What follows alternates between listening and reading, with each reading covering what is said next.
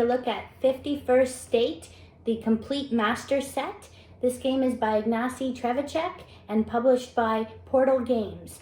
Nick's going to run through how you play, and then we'll give you our review. All right, we're back and set up for a two-player game of 51st State. In 51st State, you're in a post-apocalyptic world. You're trying to build a new state, and you are pretty much conquering lands, incorporating regions, and destroying everyone who is of no value.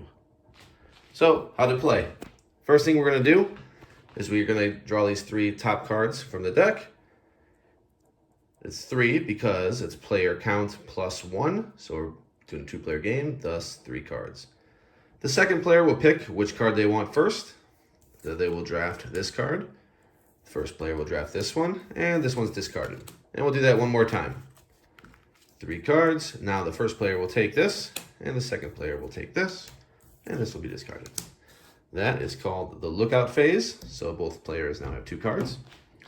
Next phase is production. To do that, we're going to look at our player board here. This shows what I get in production. Every round this is going to happen. And this shows what this player gets in production. Also, later in the game, we're going to have more cards out here, so we're actually going to produce more things. Also, if we have deals out here, these will produce every round as well. And you'll see how that works. After production is the action phase, the main part of the game. So there's plenty of actions you can do in this game. So let's look at these cards. One main action you can do, and we're going to look at these cards, the anatomy of them. The main thing when you want to do any of these actions, you want to look at the distance, because that's how many tokens you're going to have to pay regardless of what you decide to do. So if you want to construct this location, you're going to pay 2 of your gray. Let's just assume these were this player's resources. I'm just using an example.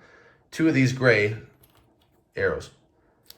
These will be paid to the bank, and you can now construct this 2 value into your production field. You can see they're all named production, feature, and action. So this would go right here. And now when the next production phase hits, you're going to see that you're going to get these resources. Okay? Alternatively, you could decide that you would like to make a deal instead of constructing. Deal's down here in blue. So as you'd imagine, you'd pay these blue chips instead of the gray ones. Pay 2 because of the distance. And you will get, to turn this over, you'll see that you will get this oil, this blue resource. Okay? That's what you get immediately. You tuck this underneath, and this will now produce every round. So you know you're going to guarantee yourself to get oil in the future. That is a deal. And also, alternatively, you can see there's spoils here listed in red. So you can play 2 of your, you guessed it, red, to do the spoils action. It's called raising. So you can raise your own card, you can raise your opponent's card. If you raise your own, you're just going to take the resources listed here immediately and discard the card. It goes away. You got what you wanted out of it. Let's say this player owned that card. You can raise this as well. To do that, you look at the defense listed on the section. Since this is production, it has a 3 defense. If the feature has 4, if it has action, it's 5. You can increase with shields. There's a way to do that. Some cards might have shields. You could put up to 1 shield on a card to up that defense by 1. But that person didn't have that, so it'll cost me 3 of the red tokens to raise this. I will get these just as I would as if it were my card. The card becomes ruins, so it gets flipped. And the player who just got raised, R-A-Z-E, just got raised, is going to take the deal that's listed on this. So in this case, they would get an oil can. That's their only consolation for that. Okay, that's raising. Developing is another action you can do. In this case, I probably, if somebody did that to me, I probably would want to develop that because right now it's doing nothing for me. So to develop, I can play any of these cards over top of that with the cost of a brick. Or if you have a development token, you can do that instead. That's what these are, development tokens. Alternatively, I could also develop if this card were active. All I need is to match any of these resources, and I can do that. So as long as I have a card that does that, which I do, you can see the ammo here and the ammo here, I could decide to develop like that. If this is a better action and I want to do that, I will spend the brick and be able to develop.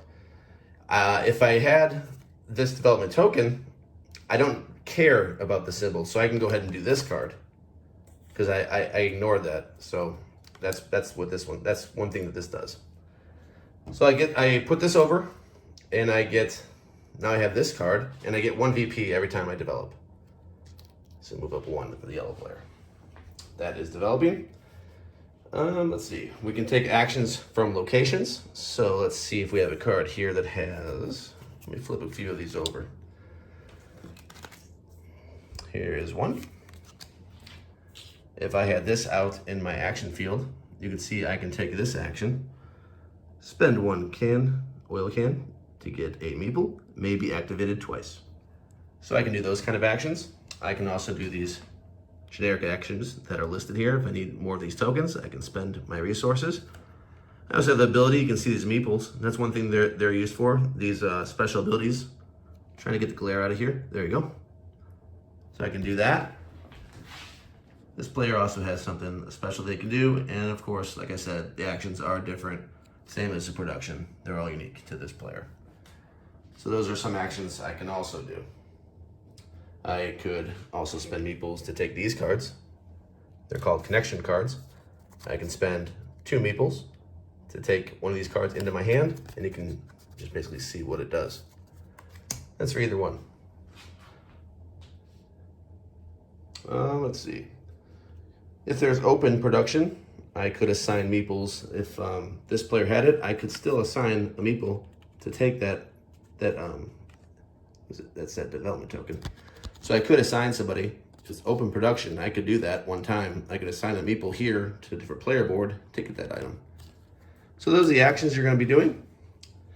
At the end of that, there's a cleanup phase where you discard everything. All the stuff you have gets discarded every round, unless you have storage buildings out in your feature deck. So the feature deck are like ongoing abilities. You just look at it through the game. Here's an example of one right here. If you have a minimum of 5 of any of those resources, you additionally gain 2 victory points. So they're just like ongoing abilities you reference. So there are ones that have storage on them that you can store some of your goods so they don't go to waste.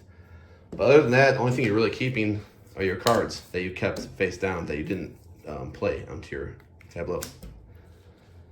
The game is just going to keep going like that, turn by turn, till players pass, then they'll go next round, and it's going to go all the way to 25.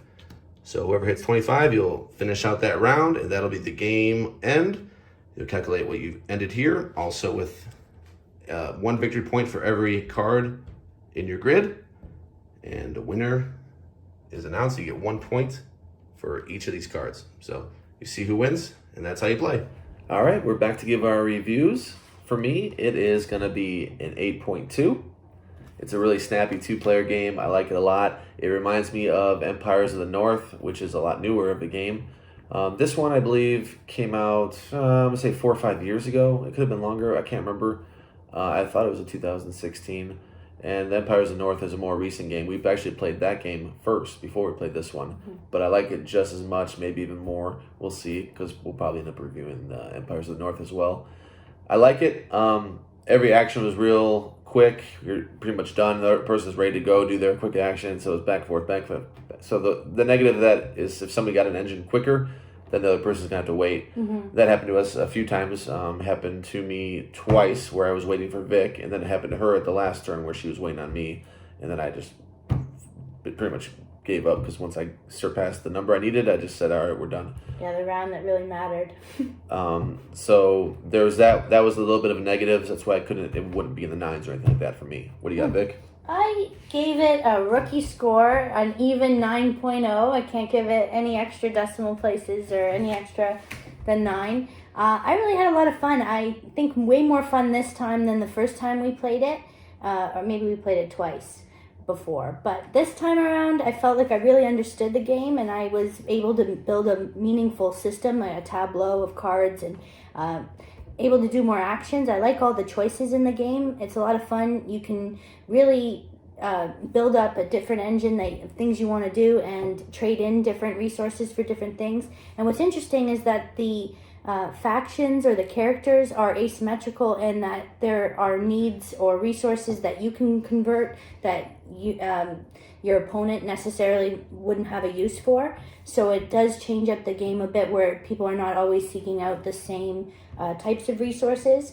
And there is some take that, there's some meanness, but I think that, I mean, you didn't do very much to me that was mean, but I did one thing to him, and it's nice to be able to get a reward if somebody does do something mean to you, so it's not the end of the world, I guess, if there is a take that happens. And yeah, overall, I think it's a really fun game. Let us know in the comment section below the tableau building game or an engine building game that you enjoy playing. And don't forget to like this video and subscribe if you haven't already. Thank you so much. Bye, guys.